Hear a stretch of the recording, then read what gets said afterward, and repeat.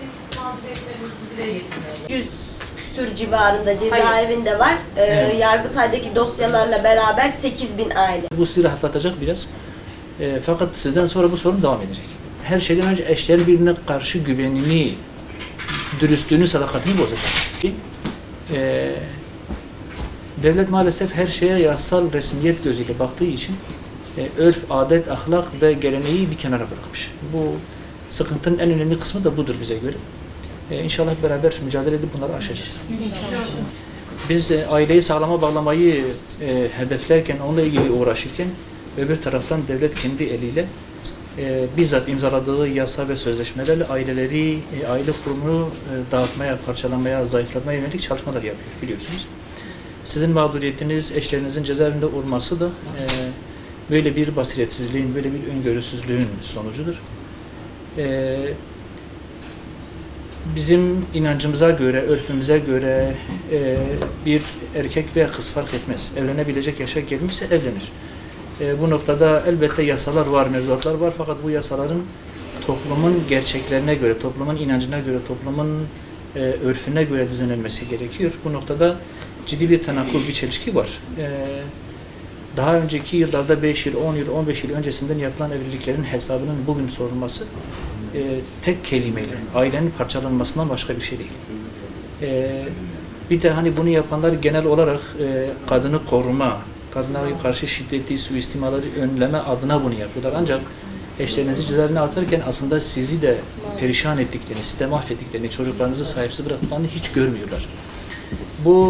Bu bizi çok ciddi olarak rahatsız ediyor. Şimdi bu konuda elbette kadın kolları başkanlarımızın size yönelik temasları var, ilişkileri var fakat biz bunu çok ötesinde şeyler yaptık. Bu konuyu bizzat Adalet Bakanı'na kendim götürmüşüm, Meclis Başkanı'na kendim götürmüşüm. Defalarca bu konuları partinin gündem değerlendirmesinde yazmışız.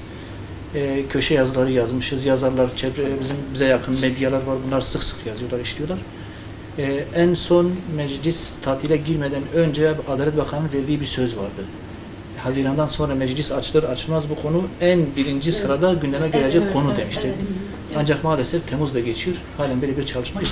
Rızayla evlenen insanların alınlarına tecavüzcü damgasını vurulmasıdır. Bu size de, bize de, örfümüze de, aile anlayışımıza da çok büyük bir hakarettir.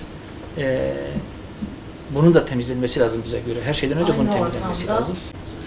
Tayyip dedem beni yanına çağırmıştı. Ben de onun yanına gitmiştim. Bana demişti ki babanı çıkartacağım demişti. Ama babam gelmedi.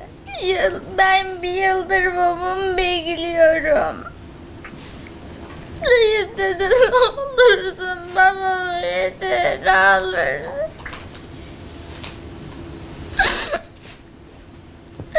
Lütfen sözünde dur Tayyip dede.